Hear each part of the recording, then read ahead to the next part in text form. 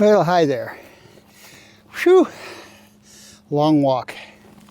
Well, in today's video, I'm going to show you my equipment and my settings for birds in flight photography. Here we are at Simpsons Lake, just outside of Kirkwood, Missouri, and we're lucky enough to have a couple of resident eagles here that we can shoot on occasion. But for right now, I'm just going to set up the gear, and then we'll talk about the gear and the settings that I use. Well, here's my basic rig that I take with me most anywhere. Of course, I have a good, solid tripod. I really like this tripod. It's very light. The video head really isn't that heavy. And then, of course, I have my Canon R5 along with my 100-500 lens. Now, a lot of people will shoot birds in flight without a tripod. They'll just hand hold it. I do on occasion as well. It's just a little bit harder. I like to take video occasionally along with the still images, and it's really difficult to take good video handheld. So I usually bring this tripod around, especially in a place like this where the birds are used to people here all the time. I don't really have to hide behind cover. I can just set up most anywhere and go ahead and shoot. I like this tripod because with this center ball here, it makes it much easier to set it up and level it real quick. Now, when it comes to the heads that we use for birds in flight, now, a lot of people, they'll just start out, they'll have their regular ball head. I don't like a ball head for birds in flight. It's just too loose, too jerky. When you loosen it up, you get it too loose and you get it too tight, and you just can't make the smooth pans to follow the birds in flight. So there's two kinds of heads. I have both. I like them both. Today, I have a video head. Now, I do like the video head, simply because I do like to take video. It also will pan very smoothly whenever I move up and down, and it provides just a little bit of tension so that my movements aren't jerky at all. What I do try and do, however, I do try and balance it a little bit so that it will, when I let go of it, it'll stay in the position that I'm at however I want. Now, the other option is a gimbal. And gimbals are great. They're good for both video and for still. I just liked having the handle here for whatever reason. It just seems to be easier for me to follow the birds when I have it in this situation. As far as the camera's concerned, well, that doesn't make too much difference. Almost any camera will do. However, I do like the R5 here because it allows me to shoot at real fast shutter speeds, which we'll get to in a minute. And even if I have to shoot at high ISO, I can get very usable pictures. I use something called DxO RAW. I also, of course, Lightroom and then Photoshop. And it has a lot of noise reduction routines that take care of the noise generally. So that's not too much of a problem.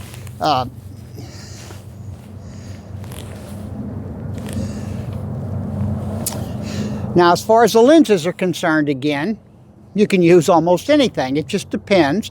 I would like, for bird photography, I think you need at least a 300 on the long end. You need at least a 300 millimeter or beyond, but that's just my personal opinion. Of course, you know, you can be in a blind or you can be in an area where you can get birds real close to you, and something closer than that's okay. This is a Canon 100-500. It's a wonderful lens. It is pretty daggone expensive, but I also have the 800 millimeter RF lens, which is really fairly cheap. Even though it's f11, I can still get some good photography whenever it comes to birds in flight. So this is kind of the equipment that I use. Now we can get into somewhat of the settings. Now, I'm not going to show you on the back of the camera. We'll just talk our way through it. And you'll just have to look into your book maybe and figure out how you can do the same settings I do. So the whole idea in birds in flight, it's different than setting birds on a perch, or it's different in wildlife photography. You need to be able to freeze the action. Smaller birds, you're going to need probably 1/4000th of a second, if you can get it. For bigger birds, you can probably get away with 1/1000th or 1/2000th. But what I try and do is, if I can do it within a reasonable ISO, I try and get as high a shutter speed that I can set. And I usually start out at 1/4000th of a second. Then I'll decide what f-stop I want. If the birds are kind of close and I want a little bit more depth of field, I might set my f-stop up higher, f8, f11 if I can. But if they're far away and it's low light, why then I'll bring my f-stop down as low as my lens will go. This one doesn't go too low. I think it goes to 5.6 at its lowest end, and usually 7.1 when I have it zoomed out. But believe me, you can get good images at that speed. So what I will do on my settings, I will two ways I'll shoot. The first way is in manual. Well, in manual, I start out trying to set my shutter speed at 1/4000th of a second. Whatever my f-stop is, I usually, if I'm using my long lenses, it's f11. With this one, it's going to be f7.1. I'll set it as low as I can on this one. Then what I will do is take some test images and check my ISO and see how high my ISO has to go. I want to try and keep my ISO at 3200 or possibly 6400 if I can, and keep that 1/4000th of a second.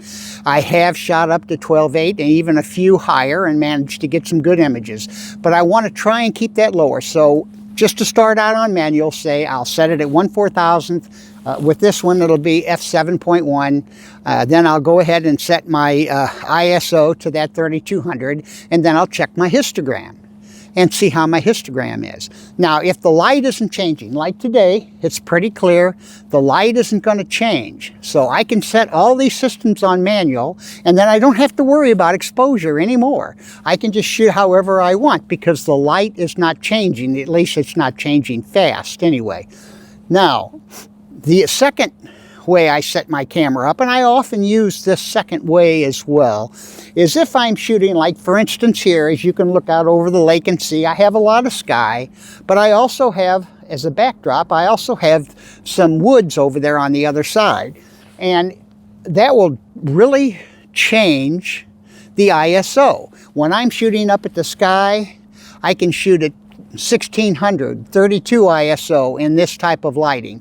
But as soon as the bird will dip down and get that background of that woods, it might jump up to 6400, it might even go up to 12.8. So what I'll try and do to alleviate that is I will set the, of course then if that happens it'll be too dark or too light depending on where I'm shooting, whichever way I were to set it up manually for. So what I'll do is I'll keep manual, I will set 1/4000th of a second. I'll go ahead and set it the ISO, at the f-stop that I want, say for instance with this one, 7.1. But then I'll set the ISO to auto. Now, to me, generally on this camera, when I have it set to auto, it is just a little bit on the dark side according to the histogram. It is properly exposed.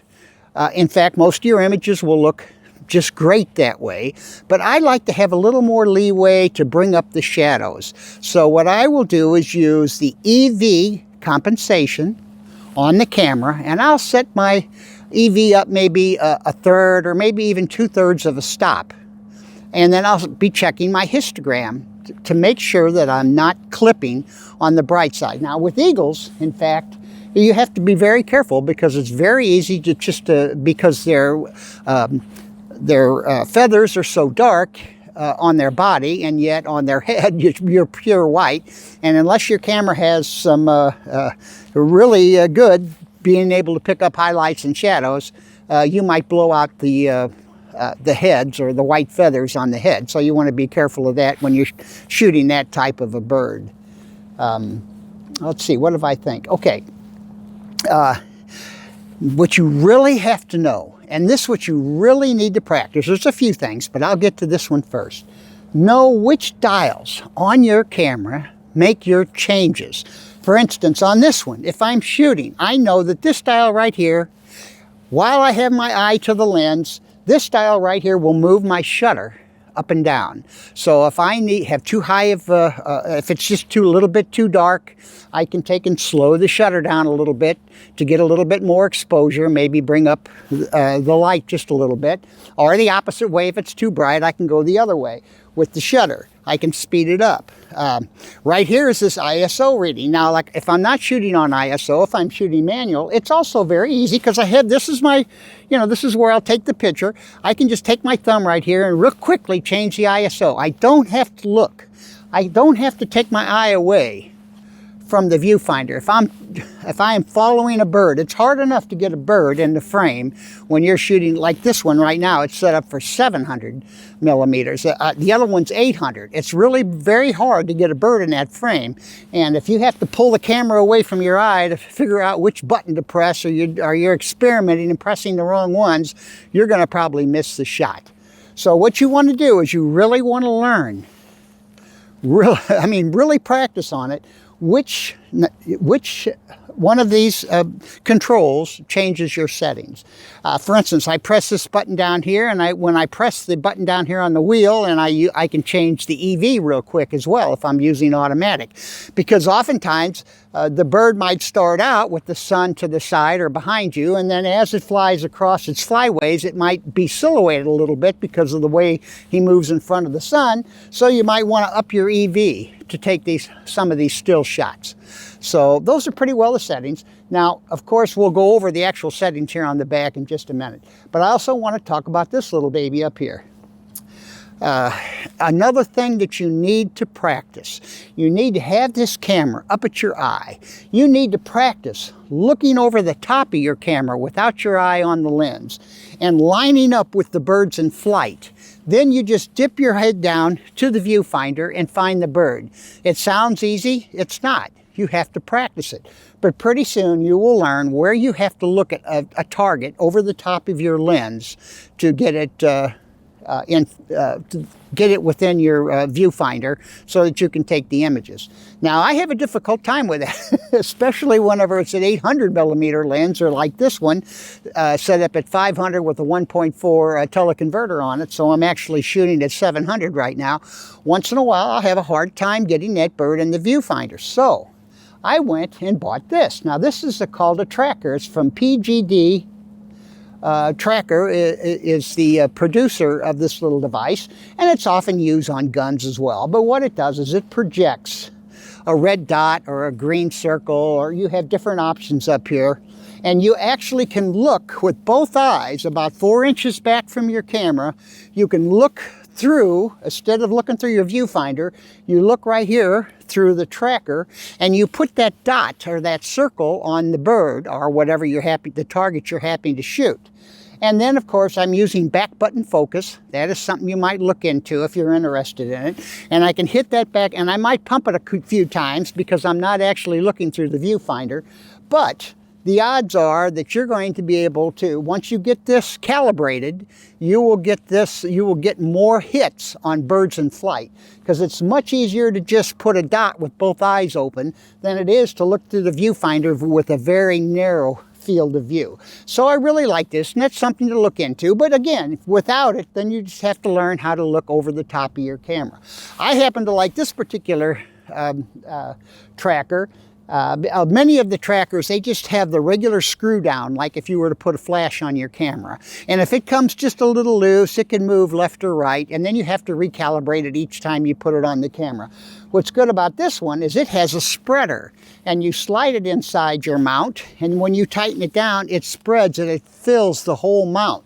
So each time you put it on, it's exactly the same as the last time, so you don't have to do any calibrations at all. Okay, now I know you can't see from with this particular camera here, especially since we're into the sun. So I'm just going to talk about some of these settings on here. If you can use the default tracking settings on most any camera. Some people like to change it to where it'll track the bird a little more, and it won't refocus if an object comes between you and the bird and so on. I just use the default settings, and I find in autofocus it works just fine. Let's see, what else do we have on there on the settings? Well, of course, you do want to turn on your tracking. And if you have one of the modern cameras, you might have what they call eye detection. And you might also have a setting for either animals or people or other objects. I have these settings set up for animal detection, and then it also on eye detection, so it will try and find the eye of the animal. What's good about this is I don't have to put the viewfinder spot exactly on the bird. Anytime, anywhere in the viewfinder that bird happens to be, the software in this camera will try and locate it as an animal, and then it will try and find its eye, and that is where it'll focus. And it's really nice, and that's what I have it on, and I have it on auto tracking.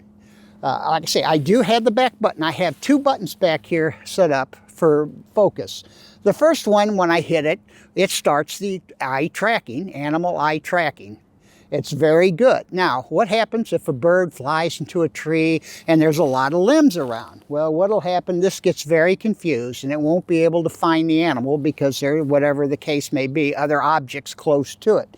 So I have this second button here set up. All I have to do is pull my thumb off of this button and put it on that button and press it, and it is spot focusing, and it will spot exactly on that bird inside of the limbs in a tree, and I can get focus. So on any circumstance, I can get focus one way or another. I like the animal tracking. I think it's a great addition to cameras, and most of the Sony, of course, has it. Nikon has it. Olympus has it. So does Canon. Almost all of the new cameras coming out will have that animal and that eye detect. And it's definitely worth getting because I had a 5D Mark IV, and I probably had a hit rate of maybe 1 or 2 out of 10 shots, where here I'll get 8. So it really makes a difference, and it is worth getting. Now let's see, what other settings? I don't think there's much else that you really have to worry about on here. So let's see. I do have two card slots. And believe me, I have it copying to both cards because I did have a whole session one time where I had a corrupted card and I lost it. So I have 2 cards in this camera, and it's recording to both at the same time, which is pretty good. When it comes to white balance, I just leave it on auto. That's really fine. Of course, we talked about, I have it set to high speed shutter. This particular camera in electronic shutter mode, by the way, which is what I shoot. There's something to talk about because there are usually cameras with the new modern mirrorless cameras have 3 different shutter modes. They'll have fully mechanical. And with this one, fully mechanical, it gets 12 shots in a second, which is really pretty good.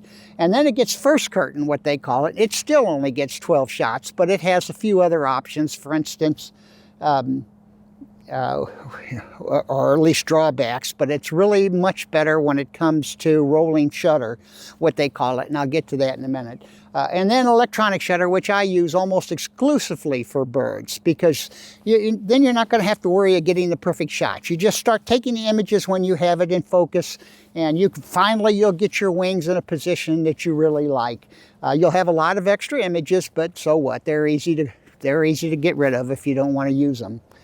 When you get out of there. Now there is a problem. I don't really see it if I have my shutter set at 1/4000th of a second or even 1/2000th of a second, and I'm panning fast, and there's a straight object as I'm panning past.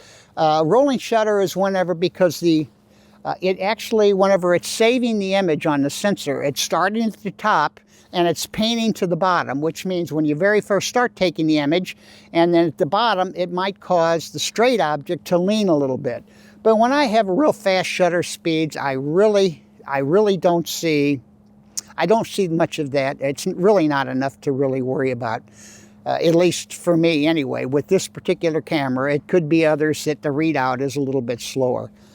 But if that is a problem, just use the mechanical shutter. A mechanical shutter, you're not going to have that image or that problem, and it's still shooting at 12 frames a second, which is plenty. Well, I think that's about it for most of the main settings that I have on this camera. Thank you.